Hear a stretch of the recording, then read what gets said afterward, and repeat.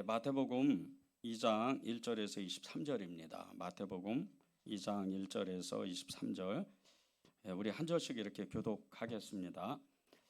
헤로드 왕 때에 예수께서 유대 베들레헴에서 나심에 동방으로부터 박사들이 예루살렘에 이르러 말하되 유대인의 왕으로 나신 이가 어디 계시냐? 우리가 동방에서 그의 별을 보고 그에게 경배하러 왔노라 하니 헤로드 왕과 온 예루살렘이 듣고 소동한지라. 왕이 모든 대제사장과 백성의 서기관들을 모아 그리스도가 어디서 나겠느냐 물으니 이르되 유대 베들레헴이오니 이는 선지자로 이렇게 기록된 바 또 유대 땅 베들레헴아 너는 유대 고을 중에서 가장 작지 아니하도다. 내게서 한 다스리는 자가 나와서 내 백성 이스라엘의 목자가 되리라 하였음이니라. 이에 헤롯이 가만히 박사들을 불러 별이 나타난 때를 자세히 묻고 베들레헴에서 보내며 이르되 가서 아가에 대하여 자세히 알아보고 찾거든 내게 고하여 나도 가서 그에게 경배하게 하라. 박사들이 왕의 말을 듣고 갈새 동방에서 보던 그 별이 문득 앞서 인도하여 가다가 악이 있는 곳 위에 머물러 서 있는지라. 그들의 별을 보고 매우 크게 기뻐하고 기뻐하더라. 집에 들어가 아기와 그의 어머니 마리아가 함께 있는 것을 보고 엎드려 아기께 경배하고 보배압을 열어 황금과 유황과 모략을 예물로 드리니라. 그들은 꿈에 헤롯에게로 돌아가지 말라 지시하심을 받아 다른 길로 고국에 돌아가니라.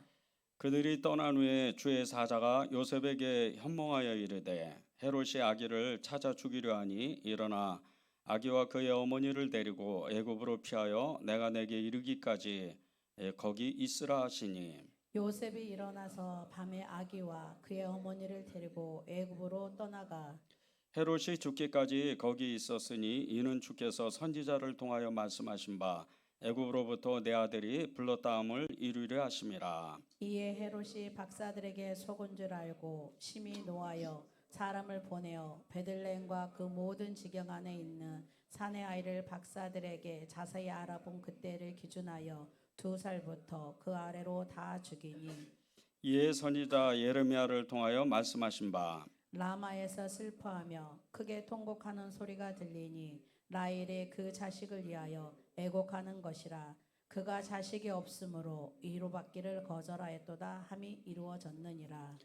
헤롯이 죽은 후에 주의 사자가 애굽에서 요셉에게 현몽하여 이르되 일어나 아기와 그의 어머니를 데리고 이스라엘 땅으로 가라. 아기의 목숨을 찾던 자들이 죽었느니라 하시니 요셉이 일어나 아기와 그의 어머니를 데리고 이스라엘 땅으로 들어가니라. 그러나 아켈라오가 그의 아버지 헤롯을 이어 유대의 임금됨을 듣고 거기로 가기를 무서워하더니 꿈에 지시하심을 받아 갈릴리 지방으로 떠나가 함께 읽겠습니다. 나사렛이란 동네에 가서 사니 이는 선지자로 하신 말씀에 나사렛 사람이라 칭하리라 하심을 이루려 하심이로라. 아멘. 여러분께 오늘 말씀을 이렇게 전하기 전에 성경을 꼭 읽으시라고 이렇게 권면해 드리고 싶어요. 그리고 성경을 읽을 때 제 성경이 이렇게 이제 성서 신학인데 그 성경에 보면 이렇게 이제 기억, 니은 뭐 이런 식으로 쭉 적어져 있고 또 주석이 이렇게 달려 있습니다. 그 주석을 이렇게 읽으면서 성경을 정독을 해 보시면 이 성경의 흐름이 어떤지 또 무엇을 말씀하시는지를 정확하게 알 수 있습니다. 여러분이 이 성경을 그런 식으로 이렇게 정독을 일독만 해도 정말 신학교를 졸업한 거하고 똑같은 거예요. 그렇게 눈이 확 열립니다. 오늘도 이제 말씀을 그렇게 나눌 텐데 하나님께서 오늘 기도 제목을 주신 게 말씀을 이끄는 그런 삶, 말씀이 우리를 어떻게 살아낼 수 있도록 이끄시는가 그것을 이렇게 나누는 시간을 갖겠습니다. 저는 요즘 언제까지 그렇게 될지는 모르겠어요. 이렇게 지금 몇 달째 이렇게 하나님이 저를 붙잡아 주셔가지고 큰 은혜를 누리는데 새벽 3시에서 4시 사이에 일어납니다. 그리고 아침에 2시간을 기도하고 하루에 또 계속 수시로 계속 기도를 합니다. 유대인들이 하루에 3번 이렇게 기도를 하는데 그런 놀라운 은혜와 또 성경을 계속해서 몇 시간씩 읽고 거의 이렇게 사람들을 만나지 않고 중요한 일이 아니면 그냥 교회만 있는 그런 생활을 하고 있습니다. 그런데 그것이 저를 붙잡기 시작할 때 하나님의 놀라운 역사가 일어나기 시작을 하는 겁니다. 여러분이 다 아시는 것처럼 우리 은혜제일교회는 그렇게 사람도 많지 않은 것 같고 뭐 부흥이 되는 것 같지도 않고 그런 상황입니다. 그런데 부흥은 사실은 10년 가운데 임해요.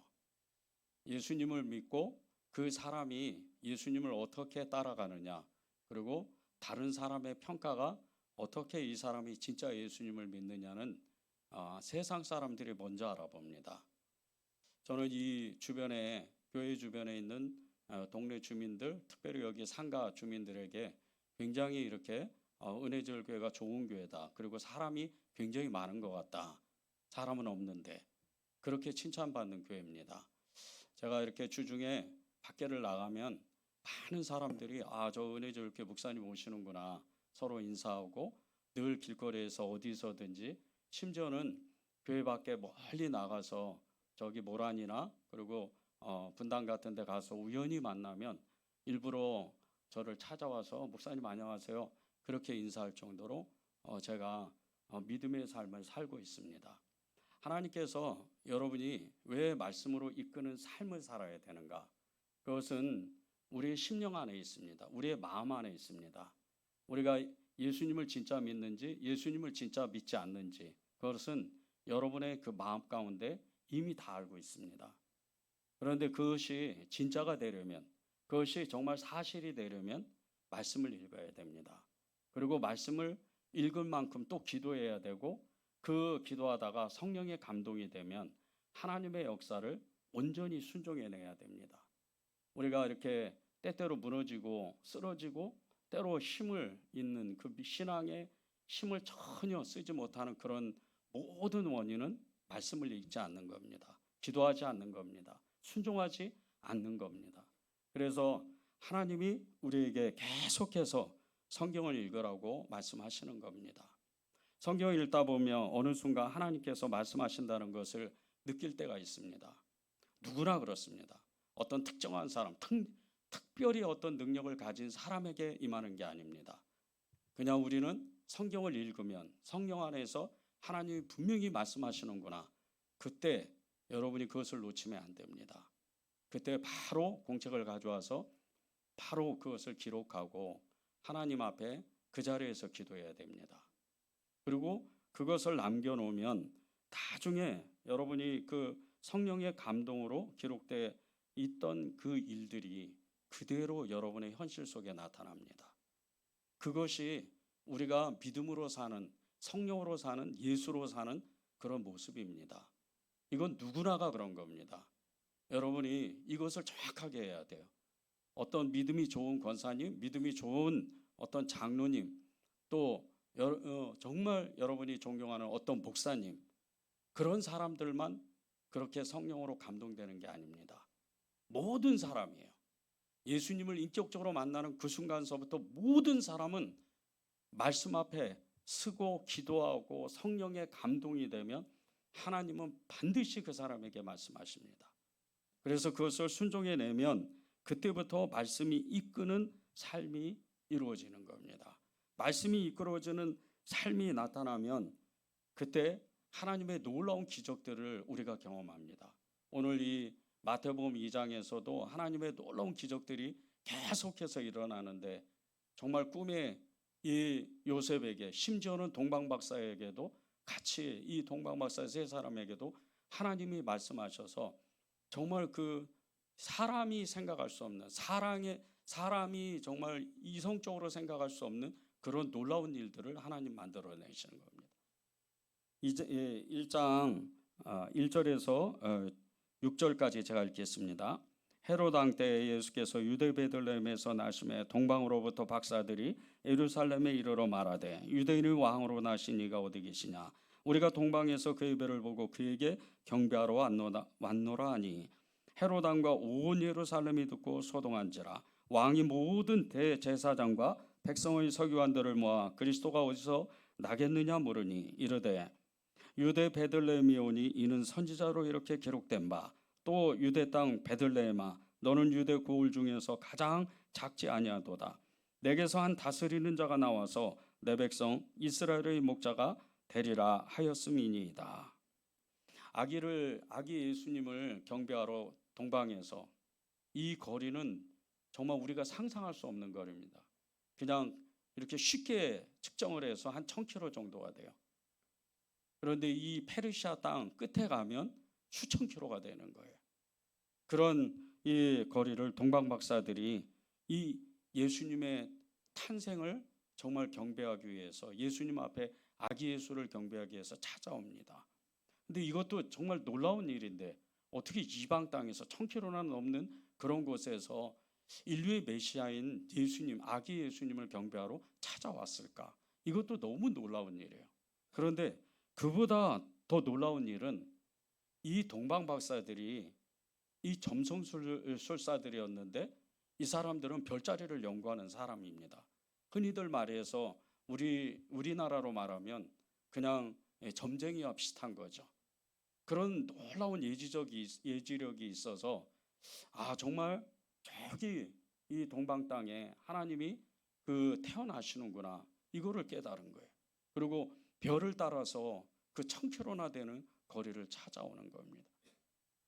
정말 이것이 맞을까 저것이 맞을까가 아니고 이 동방 박사들은 베들레헴에서 예수님이 분명히 탄생하신다 이것을 정확하게 알고 찾아온 거예요. 그런데 이 또 하나의 그 놀라운 기적이 있어요. 그래서 우리가 성경을 읽어야 됩니다. 이 또 하나의 이 이유는 동방 박사들이 베들레헴에 찾아온 이유는 수백 년 전에 예수님이 탄생하시기 수백 년 전에 이스라엘 땅이 이 바벨론이라는 나라에 의해 망합니다. 근데 그것을 예언하는 선지자들이 많았어요. 엄청 많았습니다. 그 중에 여러 선지자들이 있었는데 그 1장 5절에서 6절에 보면 그 선지자의 예언을 자기들이 알고 그것을 배웠고 그리고 정확하게 그 지식을 알고 찾아왔다는 거예요. 5절과 6절을 제가 읽겠습니다. 이르되 유다 베들레헴이 오니 이는 선지자로 이렇게 기록된 바 또 유대 땅 베들레헴아 너는 유대 고을 중에서 작지 아니하도다. 내게서 한 다스리는 자가 나와서 내 백성 이스라엘의 목자가 되리라 하였음이니이다. 이 헤롯 왕이 동방 박사들에게 너희들이 어떻게 여기를 찾아왔느냐 이렇게 물어볼 때 그 5절에 보면 이르되 유다 베들레헴이 오니 이는 선지자로 기록됐습니다. 이거를 아는 거예요. 페르시아 사람이에요. 유다인도 아니에요. 이스라엘 사람도 아닙니다. 근데 이것을 하나님의 말씀을 정확하게 알고 있다는 거예요. 우리는 동방 박사 그러면 그저 별자리 보고 찾아왔다 이 정도로 알아요. 그리고 항공과 모략과 유학을 하나님 앞에 드렸다 이런 정도예요. 그래서 크리스마스 이 성탄절 보낼 때 정말 하나님이 태어나셨습니다. 말구유 통해서 우리의 죄를 지고 태어났습니다. 이 정도예요. 성경을 읽어야 하나님의 그 놀라운 수들이 나오는 거예요. 하나님의 깊으신 뜻, 역사를 주관하고 한 인류를 한 인생을 주관하는 그 하나님의 그 행하심이 그대로 깨달아지는 거예요. 이 5절과 6절은요. 선지자 미가라는 사람이 예수님이 태어나기 700년 전에 예언했던 말씀이에요. 베들레헴에서 메시아가 탄생할 것이다. 그것이 이 미가서 5장 2절에 기록되어 있습니다. 베들레헴에서 태어날 것이다. 우리가 왜 성경을 읽어야 되는가? 왜 나는 이렇게 살까? 왜 다른 사람들과 같이 행복하지 않고 왜 나는 다른 사람들과 같이 믿음이 없고 왜 나는 다른 사람들과 같이 기적을 경험하지 못했을까? 성경을 안 읽으니까 그래요. 성경을 믿지 않으니까 그 기적을 이 동방 박사들조차도 경험했던 이 기적들을 경험하지 못하는 거예요. 말씀이 이끄는 삶, 그건 놀라운 삶이에요. 기적과 이적과 표적, 능력을 경험하는 삶입니다. 불과 100년 전만 해도요. 오순절 그 운동이 전 세계적으로 일어나서 어떤 정말 기적과 같은 능력의 기도의 사람은요, 죽은 자를 14명이나 살려내는 그런 기적도 행한 일도 있었어요. 그 사람이 스미스 위글스워스 목사님이에요. 오순절에 어떻게 보면 창시자라고 할 수 있는 이런 사람입니다. 병든 자를 치유하고 한쪽 다리가 없는 사람을 기도해서 구두를 맞힐 정도로 그렇게 놀라운 기적들을 행해요.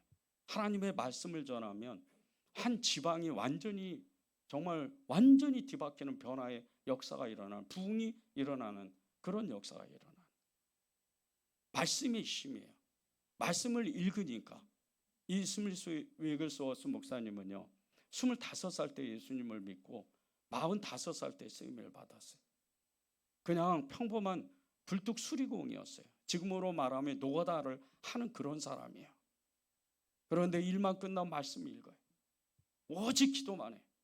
그렇게 20년 동안 훈련하다 보니까 나이가 45에 하나님이 그를 성령에 이끌려서, 주의 영이 이끌어서 그를 쓰시는 거예요.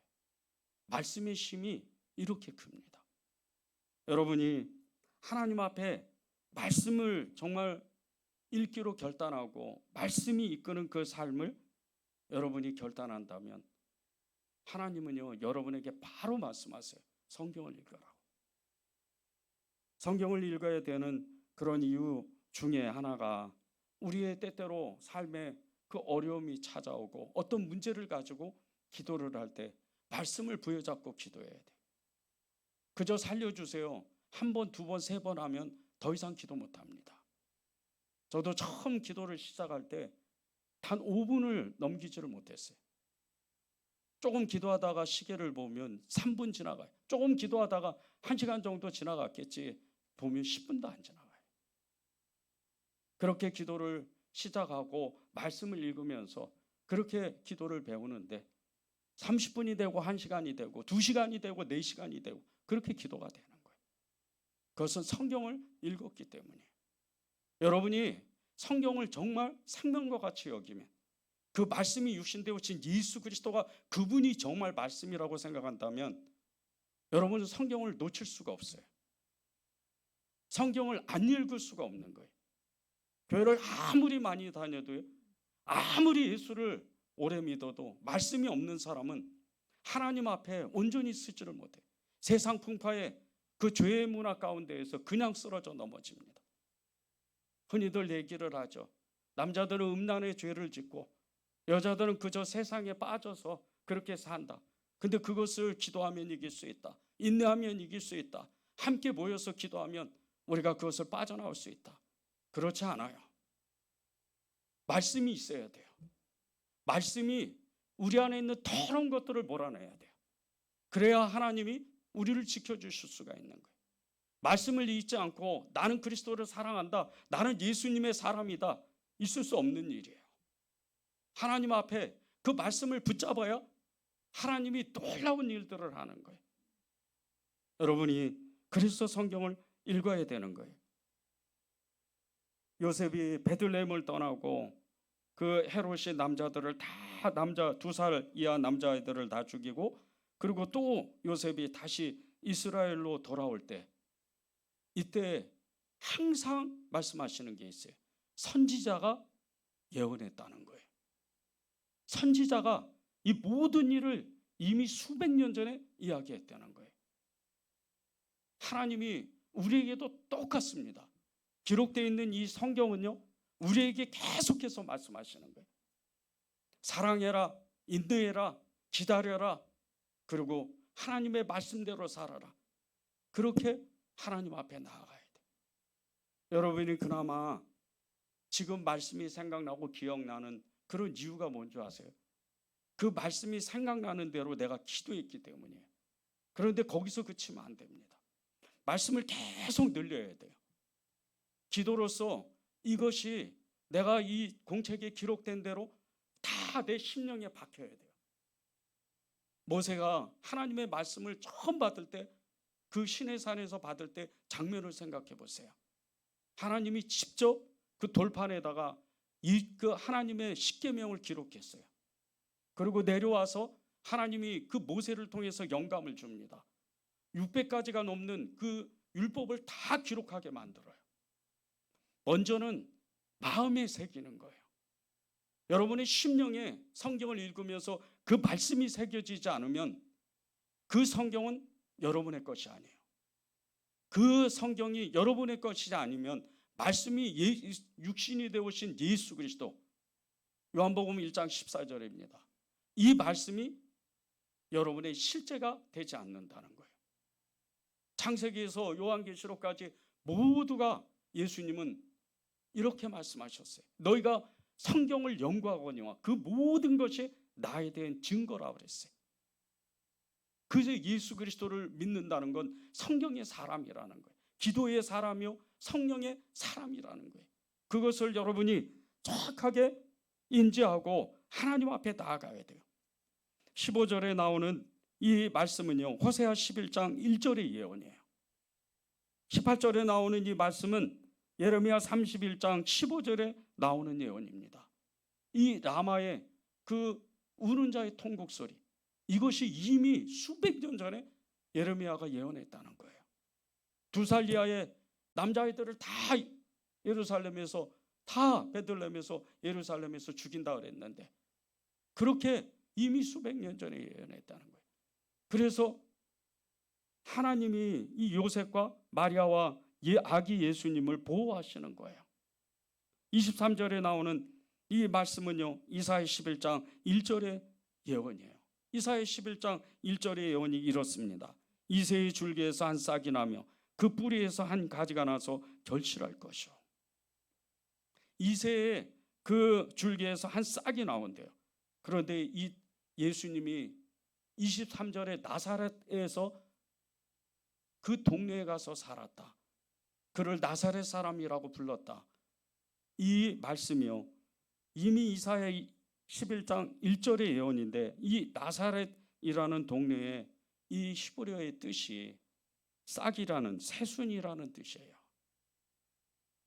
하나님은 이렇게 말씀으로 다 예수님의 그 생애를, 모든 것을 말씀으로 다 움직이시는 거예요.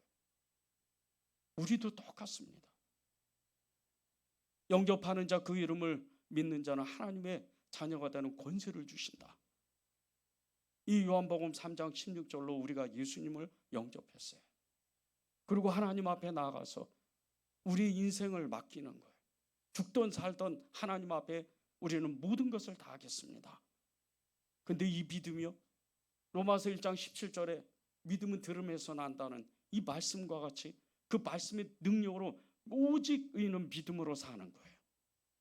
그 믿음이 성령으로 우리에게 감동되니까 하나님의 불칼이 되는 거예요. 세상을 이기는 그 믿음이 되는 거예요. 담대하라, 내가 세상을 이겼노라.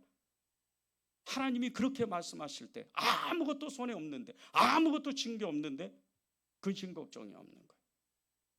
돈이 많아서, 환경이 좋아서 근심 걱정이 있는 게 아니에요.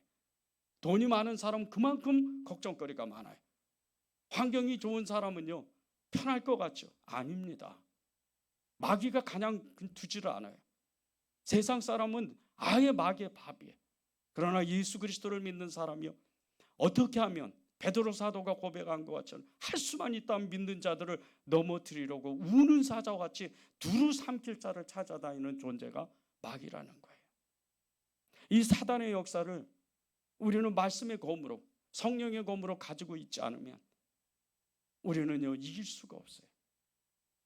많은 사람들이 기도를 하고, 또 우리가 기도회를 하고 기도학교를 하고 기도 강연을 할 때 보면요, 많은 사람들이 그래요.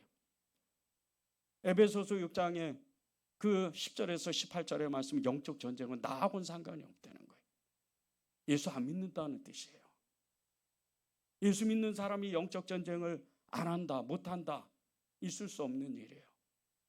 우리의 생각부터 마귀는 조종을 하기 시작을 합니다.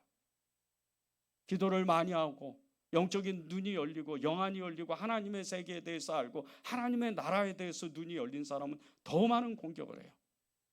실제 종교개혁을 일으켰던 마틴 루터는요, 그 방에 있는 데까지 마귀가 직접 찾아와서 두루마기를 다 그 방 안에다가 펼쳐놓는 거예요. 너희 죄가 이렇게 많다. 그때 이 마틴 루터가 이 마귀를 이길 수 있었던 것은 예수 그리스도 그분의 이름이었어요. 말씀이라는 뜻이. 말씀이 없는 사람이 어떻게 하나님을 따라가고 하나님을 믿는다고 고백을 하겠어요? 예수 믿는 우리가 우리의 삶을 하나님 앞에 드린다는 것은 성경을 읽는다는 뜻이에요. 여러분이 드라마 보는 시간에 어디 정말 여행을 가는 그런 시간을 줄여서 하나님 앞에 말씀 앞에 쓰기로 결단하면 하나님이 얼마나 기뻐하시는 줄 아세요? 그 말씀을 읽는 순간 하나님이 여러분에게 알 수 없는 비밀들, 하늘의 비밀들을 알려주는. 저는 성경을 읽을 때 일부러 소리를 내요. 아주 큰 소리를 냅니다. 그리고 그 성경을 읽으며 하나님 앞에 그것이 제 것이 되도록 그렇게 기도합니다. 제가 소리내서 읽는 이유가 있어요. 그 소리를 제 영이 듣는 거예요. 제 육신이 다시 한번 듣는 거예요. 다시 제 마음에 새기는 거예요. 그렇게 성경을 읽어야 하나님이 저를 이끌고 붙드시고 역사하시는 거예요. 그러나 말씀이 없는 사람은요, 보세요.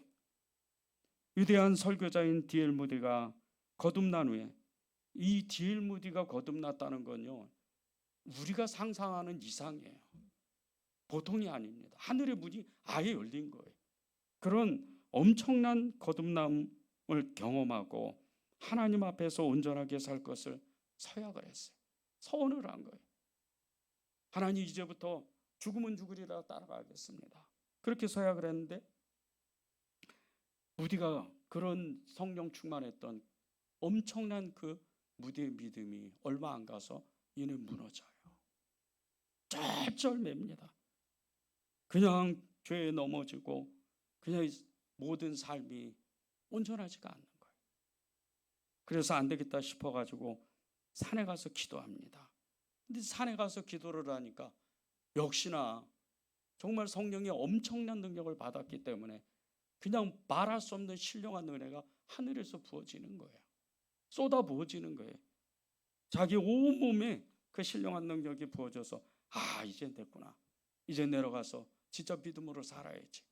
그리고 내려와서 정말 그때부터 그날부터 열심히 살려고 했는데 한 달도 안 돼서 또 무너져요. 어찌할 바를 알죠. 성경을 그렇게 잘 아는 사람이 어찌할 바를 알죠. 그래서 이 무디가 나는 와인 맞은 양심인가 보다. 말씀에 있어요. 자기는 와인 맞은 양심이구나. 그렇게 괴로워요. 그리고 성경 속에 비유로 나타났던 말씀, 길가에 그 마음처럼 씨가 자라지 못하는 사람이구나. 그게 너무 괴로워요. 어쩔 바를 알지 못하고 자기 스스로를 혐오하면서 그렇게 하루하루를 지내요. 그러다 어느 날에 또 그날도 습관처럼 성경을 읽었는데 그 성경을 펴든 그 성경 구절이 로마서 10장 17절이었어요. 그러므로 믿음은 들음에서 나며 들음은 그리스도의 말씀으로 말미암았느니라. 이 말씀이 탁 자기 심장에 다시 한번 꽂히는 거예요. 그리고 더욱더 말씀을 읽기를 했습니다. 그리고 나서 우리가 다 아는 것처럼 미국의 역사를 바꾸는 거예요. 위대한 설교자가 됩니다. 무디 성경학교 초대 그 교장이 누군 줄 아십니까? 이 엄청난 이 토조 목사님이에요. 그런 어마어마한 역사가 이 미국 안에 바로 나타나는 거예요. 말씀의 사람이 되고 성령의 사람이 되니까 우리가 말씀을 이끄는 삶을 살려면요, 두 번 다시 말할 수 없어요. 말씀을 읽어야 돼요. 말씀 앞에 순종해야 됩니다. 기도해야 돼요. 성령의 그 감동에 순종해야 돼요. 여러분들에게 다 한 번씩 성령의 감동이 있었어요. 누구를 찾아가라, 누구를 용서해라, 누구를 위해서 애써라, 교회에 봉사해라, 이런 감동들이 계속 있었습니다. 여러분이 외면했기 때문에 그것이 스쳐 지나가고 나중에는 여러분의 마음이 부딪힌 거예요. 그래서 특히 말씀으로 기도했을 때 성령의 그 감동, 그것을 놓치면 안 돼요. 그때 이 사단은 틈을 탑니다. 요한복음 1장 4절에 14절 보십시오. 말씀이 육신되어 우리 가운데 거하심에 우리가 그의 영광을 보니 아버지의 독생자의 영광이요 은혜와 진리가 충만하더라. 이사야 11장 1, 2절에 보면 이새의 줄기에서 한 싹이 나며 그 뿌리에서 한 가지가 나서 결실할 것이요 그 위에 여호와의 영 곧 지혜와 총명의 영이요 모략과 재능의 영이요 지식과 여호와를 경외하는 영이 강림하시리니. 요엘서 2장 28절에 보면요 내가 내 영을 만민에게 부어주리니 너희 자녀들이 장래일을 말할 것이며 너희 늙은이는 꿈을 꾸며 너희 젊은이는 이상을 볼 것이라. 말씀을 따라서 계속해서 지금 성령의 역사가 일어나는 거예요. 말씀을 읽으면요 이렇게 나도 모르는 사이에 성령이 사로잡혀. 성령 충만 다른 게 아닙니다. 여러분 애쓰지 마십시오. 말씀 앞에 서기만 하면 여러분이 저절로 성령의 충만함이 돼요. 그 이유는 여러분의 성령의 사람이기 때문이에요. 예수님을 내가 인격적으로 만나는 그 순간에 나도 모르는 사이에 성령이 임했어요. 저도 30년 전에 예수님을 믿을 때 이루 말할 수가 없었어요. 발바닥에서 땀이 날 정도로 온몸에서 땀이 나고 죄란 죄는 다 회개하고 그날부터 산기도를 했어요. 수년 동안 기도했어요. 일만 끝나면 몸이 지쳐 쓰러져도 그렇게 기도를 했어요. 하나님 앞에 기도할 때 이루 말할 수 없는 것들을 봤어요. 제가 그때 30년 전에 이 성남시를 저에게 달라고, 이 성남시를 저에게 주면 이 100만 된 이 사람들을 위해서 목숨을 걸겠다 그랬어요. 그리고 지금 목사가 돼서 도시 부흥을 위한 기도회를 10번이나 했어요. 아무도 안 옵니다. 그러나 하나님은 그 기도를 받으세요. 모든 기도는요 이름 없는 무명의 기도자로부터 시작되는 거예요. 이 세상은요 그 무명의 기도자들, 믿음의 기도, 하나님의 성령의 기도자들을 통해서 이 세상이 지금 온전해진 거예요. 여러분이 그 눈이 열려야 돼요. 하나님의 말씀의 힘이 얼마나 강하는지, 하나님의 그 놀라운 성령의 역사가 지금도 불같이 이 땅 가운데 우리의 심령을 바꾼다는 것을 여러분이 알아야 돼요. 그것이 말씀의 힘이에요. 하나님의 말씀의 힘을 가진 사람은요 우리처럼 하나님이 사람이 되시고 또 다윗의 자손으로 오셔서 그 안에 은혜와 진리와 지혜와 총명과 모략과 재능과 지식이 충만한 것처럼 우리도 동일하게 하나님의 지혜와 능력이 그대로 나타나게 돼 있어요. 하나님의 지혜가 어떤 것입니까? 여호와를 경외하는 것이 근본 지식이라고 그랬어요. 그 지식이 임하는 거예요. 우리도 모르는 사이 아침에 일어나서 저절로 예수 그리스도를 불러요.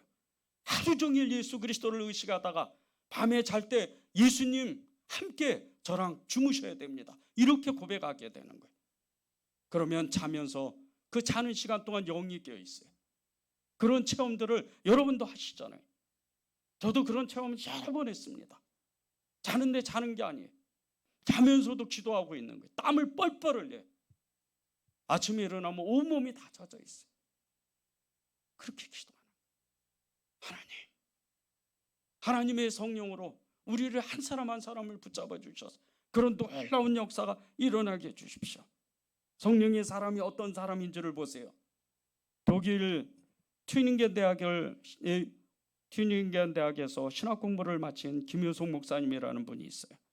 이분이 전남 영암군에 있는 나환자 그 정착촌인 영옥교회에서 10년간 이 담임 목회를 했습니다. 그런데 그렇게 안 해도 되는 사람이에요. 독일에서 신학 공부를 했어요. 신학 공부에 가장 이 최고로 좋은 학교들이 독일에 있어요. 그런 대학을 나온 사람. 일부러 나환자촌인 이 영옥교회에 가서 목회를 할 필요가 없는 사람이에요. 신학교를 졸업하고 목사님이 어느 신학교에 가서 특강을 하게 됐어요. 목사님들과 신학 교수님들이 여러 분들이 계셔서 자신 나름대로 열심히 이 발표를 하는데 고국에 돌아와서 이제 어디 신학교에 신학 교수로 이렇게 지내려고 열심히 강의를 한 거예요. 강의가 끝나고 어느 목사님이 이 김현성 목사님에게 이렇게 이야기를 했어요. 당신 자유주의지? 이렇게 이야기를 하는. 너무 똑똑한 사람인 거예요. 그리고 나이 많은 목사님이 이 김현성 목사님에게 이렇게 이야기를 했어요. 목사님, 학문적인 것은 참 훌륭한데 하나님에 대한 체험이 없는 것 같아요.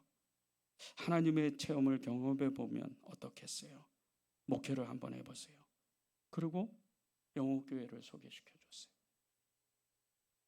목사님이 첫 주일날 설교를 하려고 단위에 딱 올라갔었는데 제일 강대상 앞에 앉아있는 사람을 보고는 설교를 못했어요.